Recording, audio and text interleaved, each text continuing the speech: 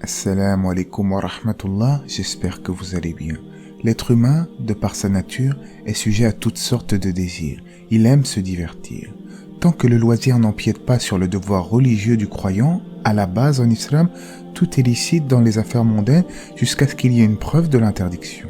Je ne vous apprends rien, c'est la Coupe du monde de football et le Maroc est qualifié pour jouer en demi-finale contre la France. Pour être franc avec vous, je n'y connais absolument rien en matière de foot. Peuvent-ils faire la prière durant leur temps prescrit ?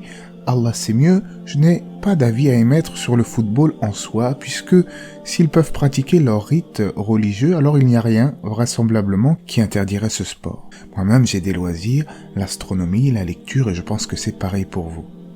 Par contre, là où il y a à redire, c'est sur les choses blâmables dans lesquelles tombent parfois certains musulmans durant ce genre d'événements. J'observe, j'analyse et je me rends compte à quel point un simple loisir peut avoir autant d'impact sur les émotions des musulmans. Alors, je ne veux pas interdire aux gens d'être heureux, mais je n'ai pas retrouvé cette ferveur, ce bonheur et cette motivation lorsque, par exemple, le ramadan arrive. C'est ça qui est un peu malheureux.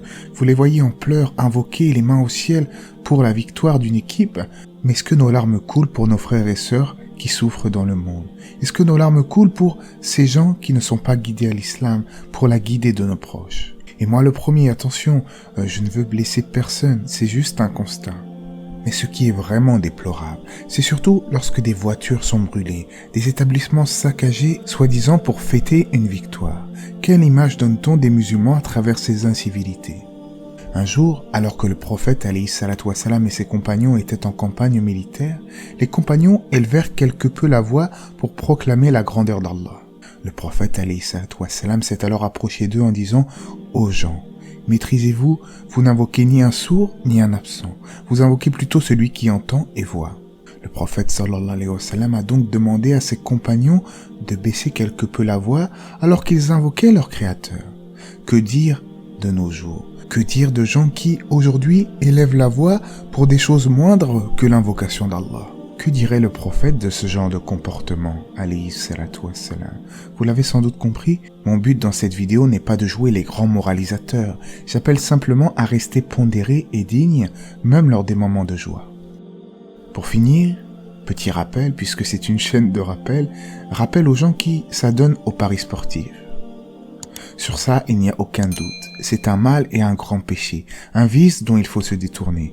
Le Coran condamne clairement ce genre de pratique dans le sens du verset « Ô les croyants, le vin, le jeu de hasard, les pierres dressées, les flèches de divination ne sont qu'une abomination, œuvre du diable. Écartez-vous-en afin que vous réussissiez. » Ainsi, les paris sportifs sont assimilés au jeu de hasard dans le sens où les parieurs peuvent aussi bien gagner que perdre. Et combien de gens aujourd'hui sont tombés dans cette addiction destructrice et même des gens qui se réclament de la communauté du prophète alayhi salatu wassalam.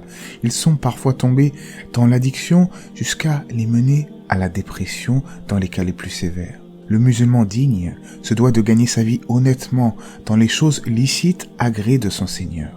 Finalement, on demande à Dieu, à Allah, de nous faciliter et qu'il fasse que nous ne dépassions pas les limites de la bienséance, même si c'est notre équipe préférée qui gagne le match.